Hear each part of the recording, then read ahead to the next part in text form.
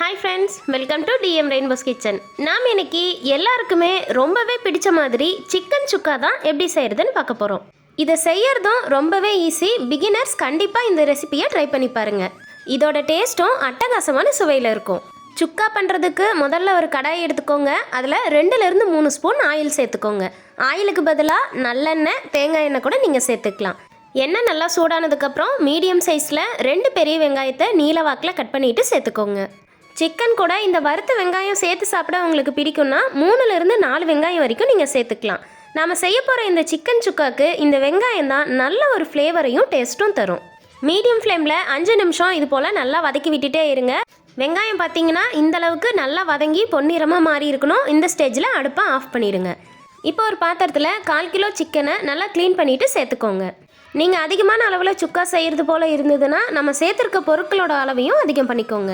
இப்போ இந்த சிக்கன் கூடவே 1/4 ஸ்பூன் மல்லித்தூள் சேர்த்துக்கோங்க, 1/4 ஸ்பூன் மஞ்சள் தூள் சேர்த்துக்கோங்க, 1/2 ஸ்பூன் கரம் மசாலா தூள் சேர்த்துக்கோங்க, 1/4 ஸ்பூன் மிளகுத்தூள், காரத்துக்காக 1/2 ஸ்பூன் தனி மிளகாய் தூள் சேர்த்துக்கிறேன். உங்களோட காரத்துக்கு தகுந்த மாதிரி மிளகாய் தூளோட அளவும் மிளகுத்தூளோட அளவும் சேர்த்துக்கோங்க. சிக்கனுக்கு தேவையான அளவு உப்பு சேர்த்துக்கோங்க. மிளகாய் தூளை விட மிளகுத்தூள் அதிகமாக சேர்த்துக்கிட்டிங்கன்னா சிக்கன் சுக்காக்கு நல்ல ஒரு ஃப்ளேவர் கிடைக்கும். இப்போ இது கூடவே 1/2 ஸ்பூன் இஞ்சி பூண்டு விழுது சேர்த்துக்கோங்க. 1 குழிக்கரண்டி அளவு புளிப்பில்லாத கெட்டியான தயிர் சேர்த்துக்கோங்க. தயிர் கண்டிப்பாக சேர்த்துக்கோங்க, அப்போ தான் சிக்கன் நல்லா சாஃப்டாக வெந்து வரும். இப்போ எல்லா மசாலா பொருட்களுமே சேர்த்தாச்சு. சிக்கனை ஒரு முறை நல்லா கலந்து விட்டுக்கோங்க. இப்போ இது கூடவே நம்ம ஏற்கனவே வறுத்து எடுத்து வச்சுருந்தோம்ல வெங்காயத்தை சேர்த்துட்டு நல்லா மிக்ஸ் பண்ணி விட்டுக்கோங்க. சிக்கனில் மசாலா எல்லாமே நல்லா மிக்ஸ் ஆகிற அளவுக்கு ஒரு கரண்டி வச்சு இது போல் நல்லா கலந்து விட்டுக்கோங்க.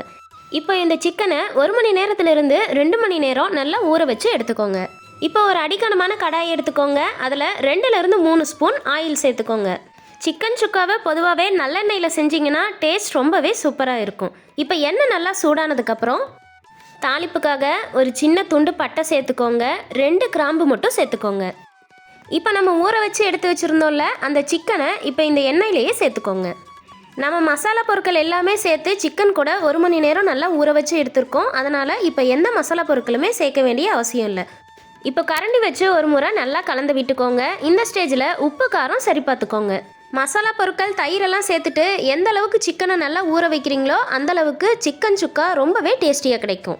இப்போ ஒரு மூடி போட்டு மூடி வச்சுட்டு லோ ஃப்ளேமில் 5லேருந்து 7 நிமிஷம் சிக்கன் நல்லா சாஃப்டாக வெந்து வர அளவுக்கு வேக வச்சுக்கோங்க. 5 நிமிஷத்துக்கு அப்புறம் ஓப்பன் பண்ணி பார்த்தீங்கன்னா நாம் சேர்த்துருந்த மசாலா கூட சிக்கன் நல்லா சூப்பராக வெந்து வந்திருக்கு. உங்களுக்கு கொஞ்சம் கிரேவியாக வேணும்னா இந்த ஸ்டேஜில் அடுப்பை ஆஃப் பண்ணிடலாம். நான் இன்றைக்கி கொஞ்சம் ட்ரையாக சுக்கா செய்ய போகிறேன். அதனால் அடுப்பை லோ ஃப்ளேமில் வச்சுட்டு இது போல் 5 நிமிஷம் நல்லா கலந்து விட்டுட்டே இருங்க. இப்போ சுக்கா சூப்பராக வெந்து வந்தாச்சு. கடைசியாக 1/2 ஸ்பூன் மிளகுத்தூள் சேர்த்துட்டு பொடியாக கட் பண்ண மல்லி இலை தூவிட்டு அடுப்பை ஆஃப் பண்ணிவிடுங்க. அவ்வளோதான், நல்ல டேஸ்டியான சூப்பரான சிக்கன் சுக்கா ரெடி ஆகிடுச்சு. இது எல்லா விதமான வெரைட்டி ரைஸ் கூட சேர்த்து சாப்பிடவும் சூப்பராக இருக்கும். அது மட்டும் இல்லாமல் சாம்பார் சாதம், ரச சாதத்துக்கு கூட பக்காவான காம்பினேஷனாக இருக்கும். ஸோ வீட்டில் எல்லாருமே இந்த ரெசிபியை கண்டிப்பாக ட்ரை பண்ணி பாருங்கள். இந்த சிக்கன் சுக்கா உங்களுக்கு பிடிச்சிருந்ததுன்னா லைக் பண்ணுங்கள். உங்கள் ஃப்ரெண்ட்ஸ் அண்ட் ஃபேமிலி கூட நிறைய ஷேர் பண்ணுங்கள். மறக்காமல் டிஎம் ரெயின்போஸ் கிச்சனை சப்ஸ்கிரைப் பண்ணிக்கோங்க. தேங்க்யூ.